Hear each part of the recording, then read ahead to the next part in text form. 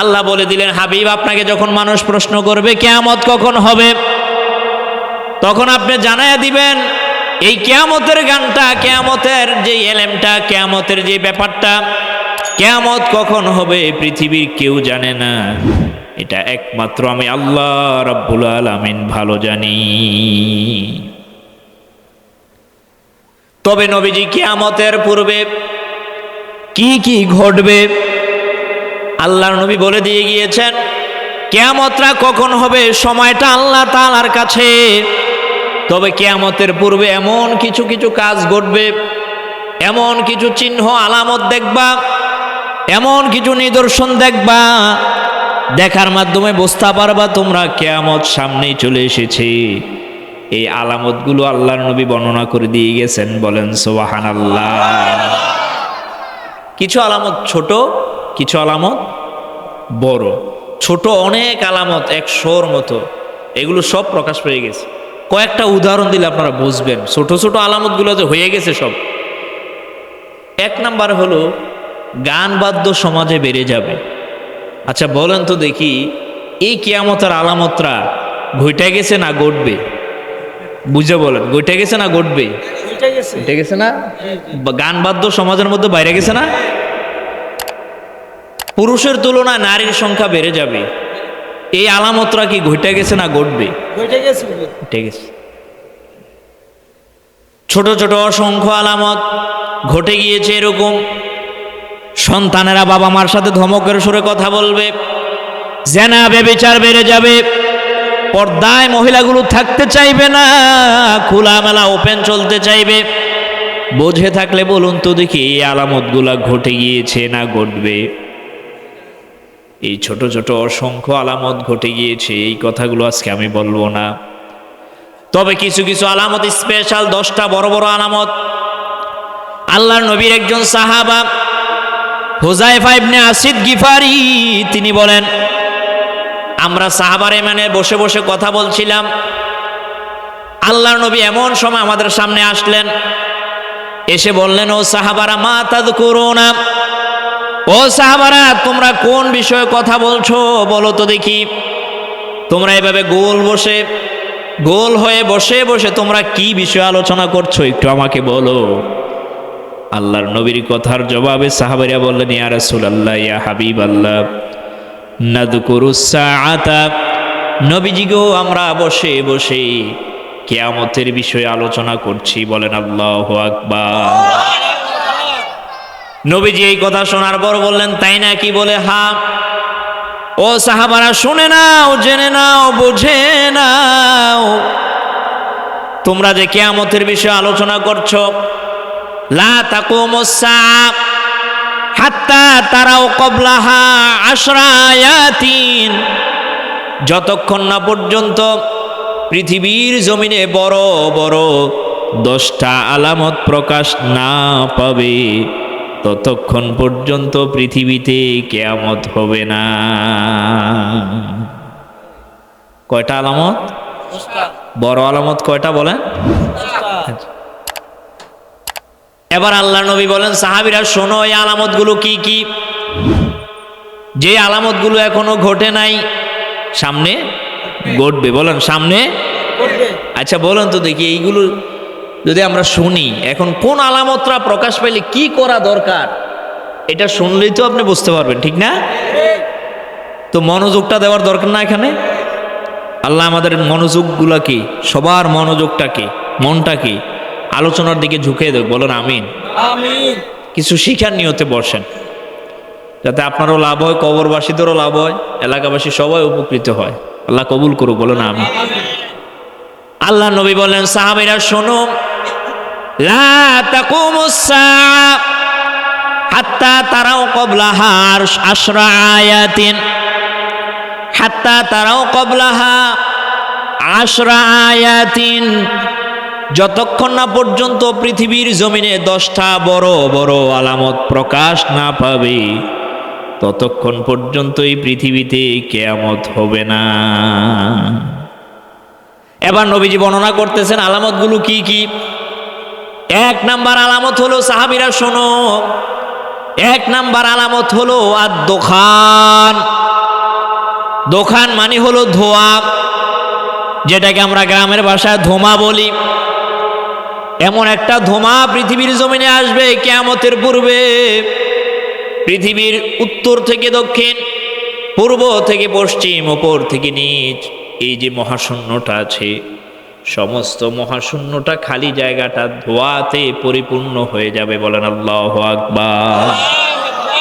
এমন একটা সময় আমাদের সকলের সামনে আছে না না? এই ধোঁয়াটা 40 দিন পর্যন্ত থাকবে। মানুষগুলো ছটপট করতে থাকবে।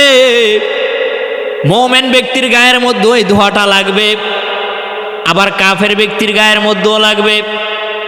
মুমিনের শরীরের মধ্যে যখন এই ধোঁয়াটা লাগবে, হালকা করে তার ঠান্ডা, সর্দি, কাশি দেখা দিবে। তেমন বড় কোনো ক্ষতি হবে না, তার অসুস্থতায় সে পড়ে যাবে। তবে যারা কাফের, যারা বলে দেয়ার ইজ নো গড, আল্লাহ বলতে কেউ নাই, আনসিন ইজ নাথিং, যা দেখি না তা বিশ্বাস করি না, যারা আল্লাহকে আল্লাহ বলে স্বীকার করে না, যারা বলে পৃথিবীটা এমনি এমনি হয়ে গিয়েছে, এই কাফেরদের গায়ের মধ্যে যখন এই ধোঁয়াটা লাগবে, সাথে সাথে এই বিষাক্ততার কারণে ওই কাফের ব্যক্তি ছটপট ছটপট করতে থাকবে। বলেন আল্লাহু আকবার। এই ধোঁয়ার কারণে পৃথিবীটা অন্ধকার হয়ে যাবে। পৃথিবীটা পূর্ব থেকে পশ্চিম, উত্তর থেকে দক্ষিণ, মানুষগুলো স্পষ্টভাবে কোনো কিছু দেখবে না। এমন একটা কঠিন সময় আমাদের সকলের সামনে আসে না নাই? কিয়ামতের 10টা আলামতের মধ্যে এটা হলো 1 নাম্বার। 2 নাম্বার আল্লাহর নবী বর্ণনা করলেন ওয়াদ-দাজ্জাল। পৃথিবীর জমিনে দাজ্জালের আগমন হবে। দাজ্জাল কেমন হবে নবীজি বর্ণনা করে দিয়ে গিয়েছেন। তার একটা চক্ষু থাকবে।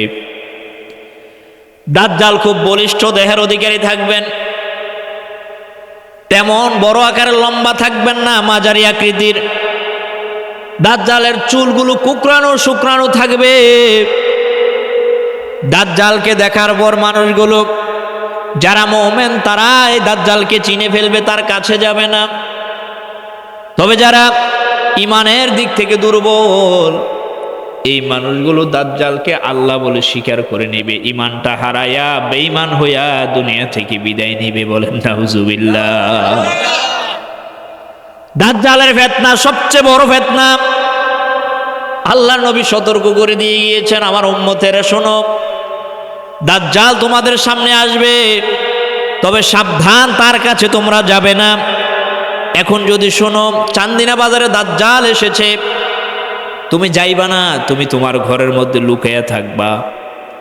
আল্লাহর নবী বর্ণনা করে দিয়ে গেছেন, দাজ্জাল যখন পৃথিবীর জমিনে আগমন করবে, মুহূর্তের মধ্যে, কিছুদিনের মধ্যে দাজ্জাল সমস্ত পৃথিবীটাকে ক্যাপচার করবে, তার কন্ট্রোলে নিয়ে আসবে। তবে মক্কা এবং মদিনা ব্যতীত, সুবহানাল্লাহ বলেন, মক্কাতুল মুকাররমা এবং মদিনাতুত তয়্যিবার মধ্যে আল্লাহর পক্ষ থেকে ফেরেশতারা আছে গেটের মধ্যে।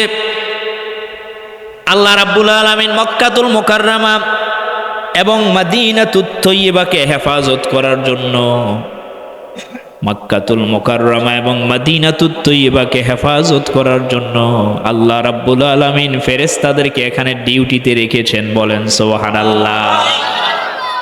দাজ্জাল পৃথিবীর সবটাকে সে করবে, তার কন্ট্রোলে নিয়ে আসবে, তবে মক্কা এবং মদিনা ব্যতীত। কথা বুঝে আসছে? দাজ্জালের ফিতনা কঠিন ফিতনা। দাজ্জালের আদেশে আকাশ থেকে বৃষ্টি নামবে, দাজ্জালের হুকুমে জমিনের মধ্যে ফসল ফলবে। কিছু কিছু মানুষ এই অলৌকিক ব্যাপারগুলো দেখে দাজ্জালকে আল্লাহ বলে স্বীকার করে নিবে। বলেন নাউজুবিল্লাহ। তবে আল্লাহর রাসূল শিক্ষা দিয়ে গেছেন, সাবধান করে গেছেন, দাজ্জালের কাছে তোমরা যাবে না, দাজ্জালের ধোকার মধ্যে তোমরা পড়বে না, সাবধান থাকবা। এই দাজ্জাল পৃথিবীর জমিনে আসবে। দাজ্জাল আসার কিছু বছর পূর্বে দুর্ভিক্ষ দেখা দিবে, অভাব। ঘরের মধ্যে চাল নাই, আটা নাই, তৈল নাই, পেঁয়াজ নাই, অভাব অভাব দেখা দিবে। দাজ্জাল খাবার নিয়ে মানুষের সামনে যাবে, মানুষকে লোভ দেখাবে। দাজ্জাল বলবে, আমার কাছে আসো, আমার কাছে আসো, খাবারের কোনো অভাব নাই, খাবার নিয়ে যাও, যতগুলো নিয়ে যাও। তবে শর্ত হলো একটা, আমি দাজ্জালকে আল্লাহ বলে মানতে হবে। বলেন নাউজুবিল্লাহ। কিছু কিছু দুর্বল ইমানদার খাবারের লোভে অনেক দিন পর্যন্ত খায় নাই, খিদার তারা নাই, মানুষগুলো ছটফট করবে, অভাব, ডানেও খাবার নাই বামেও খাবার নাই। এখন তো আপনার ঘরের মধ্যে খাবার না থাকলে আপনার চাচির ঘরে গেলে কিছু দেয়, আপনার পকেটে টাকা নাই বাজার করার জন্য, আপনার ভাইয়ের কাছে চাইলে কিছু দেয়। এমন একটা সময় দাজ্জাল যখন আসবে, সবার ঘরে অভাব, কে কাকে দিবে, মানুষগুলো ছটফট করবে। যারা দুর্বল ইমানদার তারা যাইয়া দাজ্জালের কাছ থেকে খাবার গ্রহণ করবে, ইমানটা বিক্রি করে দিবে, দাজ্জালকে আল্লাহ বলে স্বীকার করবে। বলেন নাউজুবিল্লাহ। ইমানটা হারায়া বেঈমান হইয়া দুনিয়া থেকে বিদায় নিবে। আল্লাহর রাসূল শিক্ষা দিয়ে গেছেন, একটা দোয়া তোমরা পড়বা দাজ্জালের ফিতনা থেকে বাঁচার জন্য।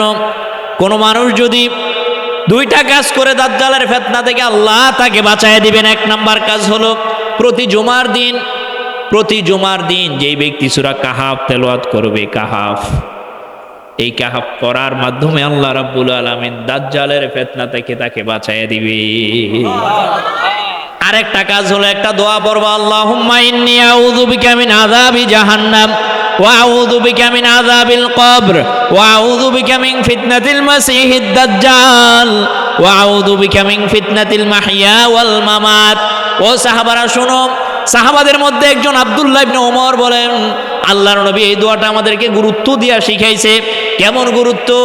নবীজি যখন কোরআনুল কারীমের সূরা ফাতিহা আমাদেরকে শিখাইছে, খুব গুরুত্ব দিয়ে শিখাইছে। প্রথম সূরা, সুবহানাল্লাহ বলে। এই প্রথম সূরাটা শিখানোর সময় নবীজি যেমন ভাবে গুরুত্ব সহকারে শিখিয়েছেন,